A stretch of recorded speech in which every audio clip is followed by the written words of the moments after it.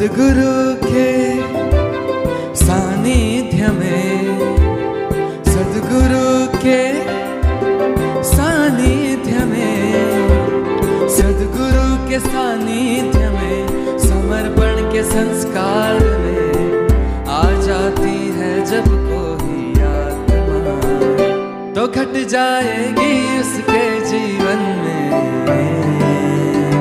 अनुभूतियाँ, अनुभूतियाँ, अनुभूतियाँ, अनुभूतियाँ।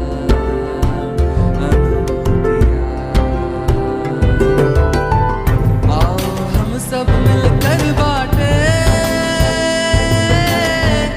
ईशा समर्पण में अनुभूतियाँ। आओ हम सब मिलकर बाटे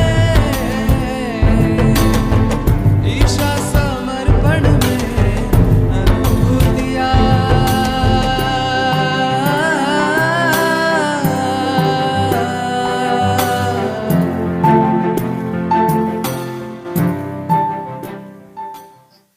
नमस्कार, जय स्वामी।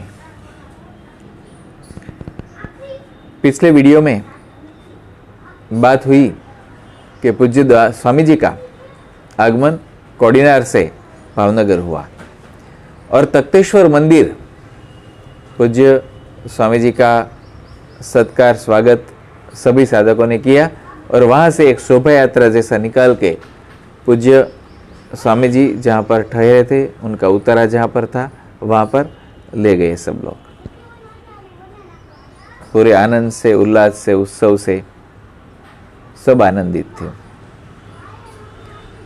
तो वहाँ जब हम कोडिनार से आ रहे थे तब भी, जब तुलसी श्याम गए तब भी हम लोग क्या है कि 4 साधक स्वामी जी के आगे पीछे चल रहे थे, एक आगे एक पीछे, 2 साइड में, क्योंकि कोई व्यक्ति अचानक से आकर वो चरण स्पर्श ना कर ले, क्योंकि जो भी चैतन्य है, जो भी ऊर्जा है, वो दूर रह के भी मिल सकती है। तो फिर ऑरा फील्ड में जाकर के अपना जो दोष है, अपना कचरा है, वो क्यों डालना चरणों पे। तो ऐसे कोई चरण स्पर्श ना कर ले अनजाने में ही, तो हम लोग 4 व्यक्ति ऐसे चल रहे थे। तो ऐसे भावनगर में भी तख्तेश्वर से वो शोभा यात्रा निकाल के जब जा रहे थे तब कोई चरण स्पर्श न कर ले अनजान व्यक्ति आकर के या कोई और व्यक्ति आकर के, तो मैं आगे चल रहा था पूज्य गुरुदेव से वो थोड़े कदम। तो मैंने उस वक्त मेरा बेटा जो अभिषेक थे उसको गोद में उठाया था। वो तब 4 साढ़े 4 साल का था, तो मैंने उठा लिया था उसको और मैं आगे चल रहा था, पूज्य गुरुदेव पीछे थे। तो उसमें ऐसा हुआ कि वैसे वो अभिषेक जब छोटा था किसी के पास नहीं जाता था, कोई अगर बुलाए आजा आजा तो भी नहीं जाता था, नहीं, सिर्फ मम्मी के पास, सिर्फ पापा के साथ ऐसा, या घर के लोग के साथ, दादा दादी जो भी। तो किसी अनजान व्यक्ति से तो नहीं जाता था, लेकिन दूसरे लोगों के पास भी कम ही जाया करता था, बहुत परिचय के बाद ही जाता था या तो फिर। तो पूज्य स्वामी जी को वो पहली बार देख रहा था उस समय। तो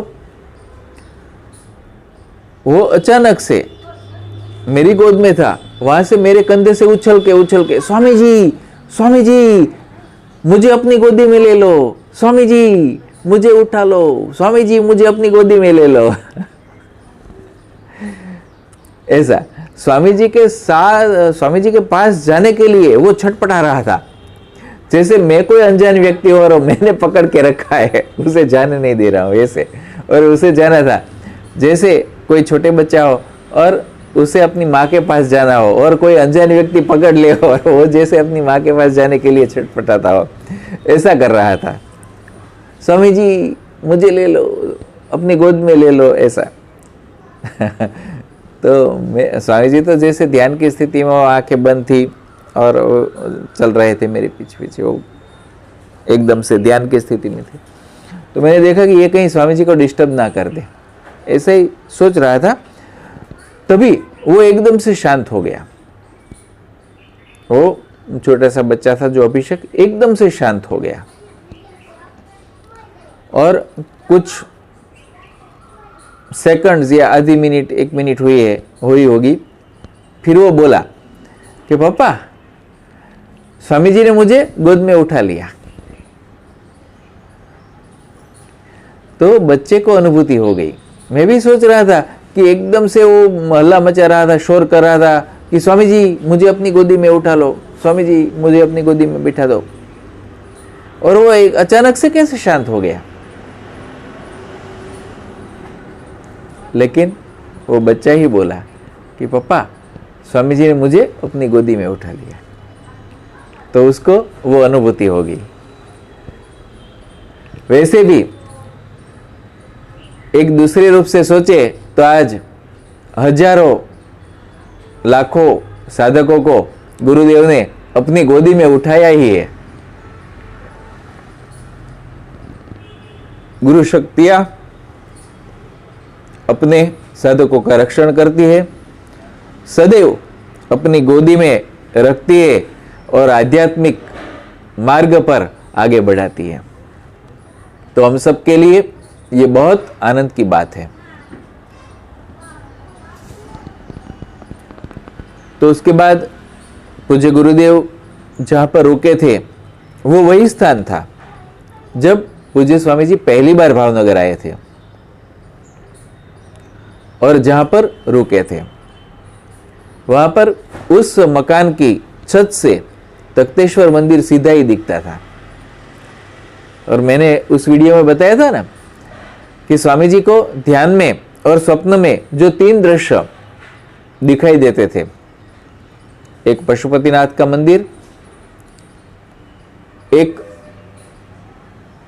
वृद्ध सज्जन जो कि बाद में पता चला नेपाल जाने के बाद कि वो दादा गुरु शिव बाबा थे, लेकिन तीसरा जो दृश्य था कि एक छोटी सी टेकड़ी पर एक शिव मंदिर, वो क्या था वो पता नहीं था, लेकिन गुरुदेव ने कहा कि यहाँ भावनगर आने के बाद मुझे पता चला, क्योंकि जहाँ पर ठहरे थे वहाँ से देखा, तभी पता चला कि ये जो संकेत सालों से मिल रहा था वो टेकड़ी पर छोटा सा शिवालय, वो ये तख्तेश्वर मंदिर था। तो फिर से गुरुदेव वहीं पर ठहरे थे और गुरुदेव के विभिन्न कार्यक्रम भावनगर में होने वाले थे। 7 तारीख को वैसे आए थे, उस दिन कोई कार्यक्रम नहीं रखे गए थे। फिर 8, 9, 10, 11 इस तरह से कार्यक्रम थे। तो एक कार्यक्रम था वो पुराने साधकों के लिए था, एक नए साधकों के लिए था, एक पुलिस के लिए था और एक बैंकर्स के लिए था। इस प्रकार से 4 कार्यक्रम आयोजित किए गए थे। तो 8 तारीख के दिन पुराने साधकों के लिए कार्यक्रम था। तो उस दिन एंकरिंग करते वक्त मैंने वहां पर भूमिका रखी पूज्य गुरुदेव के प्रवचन से पहले कि आज यहां पर जो साधक है सिर्फ पुराने साधक है, जिन्होंने मार्च 2001 की शिविर अटेंड की थी, उसके बाद अनुष्ठान किया था और ज़्यादातर लोगों ने अनुष्ठान पूर्ण करके ध्यान शुरू भी रखा था। तो ऐसे साधक थे जो पिछले 9 महीने से ध्यान कर रहे थे। तो मैंने वहां पर शुद्ध इच्छा व्यक्त की गुरुदेव से और एंकरिंग में भी बताया कि गुरुदेव आज हमारी शुद्ध इच्छा ये है कि आज पुराने साधक है तो अब आध्यात्मिक उन्नति के लिए आगे का मार्ग बताया जाए कि कैसे मानव में से महामानव बन सकते हैं, कैसे नर से नारायण बन सकते हैं, कैसे जीव से शिव तक की यात्रा संपन्न हो सकती है। गुरुदेव कृपया आज आप ये मार्ग बताइए। और पूज्य गुरुदेव ने जो प्रवचन दिया वो अद्भुत था, अविस्मरणीय था, अद्वितीय था। उस प्रवचन का नाम है नर से नारायण। पूरा प्रवचन पूज्य गुरुदेव ने इसी बात पर किया, नर से नारायण तक का मार्ग। तो उन्होंने कहा कि नर से नारायण बनने का मार्ग वो है जो स्वयं नारायण ने अवलंब किया था, और वो है गुरु कृपा। तो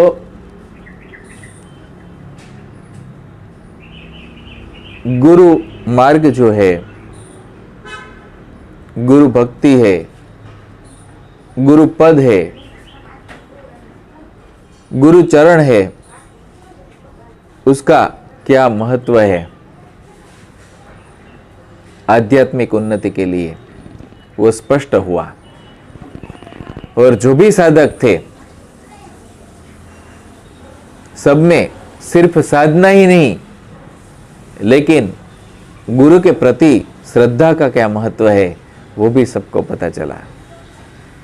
आध्यात्मिक प्रगति के लिए गुरु कृपा बहुत महत्वपूर्ण है, और आध्यात्मिक मार्ग पर चलने वाले साधकों को जितनी ही जल्दी ये बात समझ में आए उतना ही अच्छा है। जीवन में जीवंत गुरु बहुत आवश्यक है, और जीवंत सदगुरु के सानिध्य में हमारा जन्म हो, उनके जीवन काल में होना वो भी सद्भाग्य है। उनके सानिध्य में आना और महत्वपूर्ण बात है, और उनकी कृपा प्राप्त कर जाना वो तो अद्भुत अहोभाग्य है। अंतिम लक्ष्य जो मोक्ष प्राप्ति है, वहां तक पहुंचने के लिए गुरु कृपा बहुत ही महत्वपूर्ण है। तो नर से नारायण तक का अद्भुत प्रवचन दिया पूज्य गुरुदेव ने, जिसकी सीडी भी उपलब्ध है, आप जरूर सुनिएगा। इसके अलावा प्रश्नोत्तरी का भी कार्यक्रम था।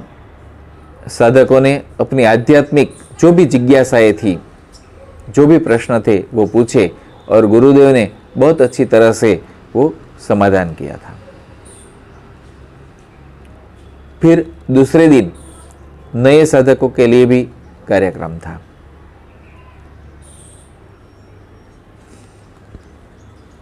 इसके अलावा कुछ और भी बातें हुई थी। कुछ लोगों को मुलाकात पूज्य गुरुदेव ने दी थी इन 2 दिनों के दौरान, 7, 8, 9 के दौरान। वैसे कुछ को नहीं भी मुलाकात मिली थी, कुछ ऐसे प्रसंग घटित हुए थे, और भी कुछ हुआ था जिसकी थोड़ी सी जानकारी मैं आपको देता हूं।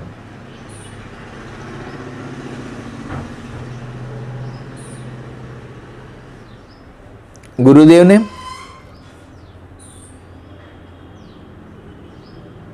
एक दिन कहा था, जब कोई और नहीं था, सिर्फ मैं और गुरुदेव ही थे, तब गुरुदेव ने मुझे कहा कि आपकी आवाज़ बड़ी मधुर है, आप अच्छा बोल लेते हैं। तो मैं सोच रहा था कि गुरुदेव ऐसा क्यों कहते हैं, और इसके रिलेटेड मुझे और कुछ भी बातें याद आ रही थी। वैसे मैं पहले विजिटिंग लेक्चरर के रूप में कॉलेज में सिखाता था, लेक्चर देता था आयुर्वेद के यूनिवर्सिटी में, योग के विषय में, नेचुरोपैथी के विषय में, और काफ़ी विद्यार्थी उस लेक्चर से प्रभावित होते थे, उनको बहुत पसंद आता था और वे कहते थे कि हमारा ज्ञान तो बढ़ता है, हमारा जीवन भी बदल गया। उनके पेरेंट्स भी कहते थे कि सर आप जो भी सिखाते हैं, हमारे जो संतान है उनमें बहुत बड़े सकारात्मक चेंजेस है, परिवर्तन है। तो ये सब चल रहा था। फिर मैं हेल्थ अवेयरनेस के बारे में कॉमन पब्लिक के लिए भी लेक्चर्स देता था अलग अलग संस्थाओं के माध्यम से, तो वो भी सबको बहुत पसंद था।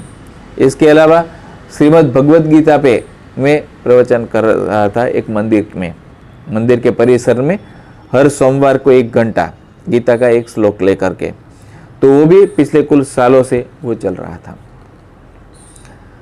लेकिन कुछ 1-2 अभिप्राय जो थे वो मुझे याद आए और मैंने स्वामी जी से कहा कि नहीं स्वामी जी, वो तो वैसे तो काफ़ी लोग ऐसा कहते भी है, पसंद भी आता होगा, मैं लेक्चरर भी हूँ, लेकिन गुरुदेव ऐसा भी लगता है कुछ लोगों के ऐसे 1-2 अभिप्राय कि मैं शायद कुछ लंबा बोल देता हूँ। तो वो मैं उस दिन की एंकरिंग की बात कर रहा था कि जब तक आपका आगमन नहीं हुआ था तब तक मैं कुछ बोल रहा था, क्योंकि आपके आगमन के बाद में माइक सौंपू, तब तक जो पब्लिक आ गई है उसको कुछ समझा रहा था ध्यान के बारे में, जो भी था, आपका परिचय, संस्था का परिचय, जो भी ध्यान का परिचय। तो पूज्य स्वामी जी ने मुझे क्या कहा मालूम है? पूज्य स्वामी जी ने मुझे कहा कि आप जब बोलते हो तब आप कहाँ बोलते हो? आप जब बोलते हो तब आपके भीतर से मैं बोल देता हूं। तो आपको ये अपने ऊपर लेने की कोई जरूरत नहीं। जो कोई अभिप्राय देते हैं वो अपने ऊपर मत लेना। कोई अच्छा अभिप्राय दे या अच्छा ना दे, पसंद आया नहीं पसंद आया, जो कुछ भी है वो आपका नहीं है, वो मेरा है। वो जो भी अभिप्राय देते हैं वो आपके बारे में नहीं, मेरे बारे में देता है। कैसी आनंद की बात थी, अहोभाग्य की बात थी कि ये मैं नहीं बोल रहा हूं, ये गुरु कृपा में हो रहा है।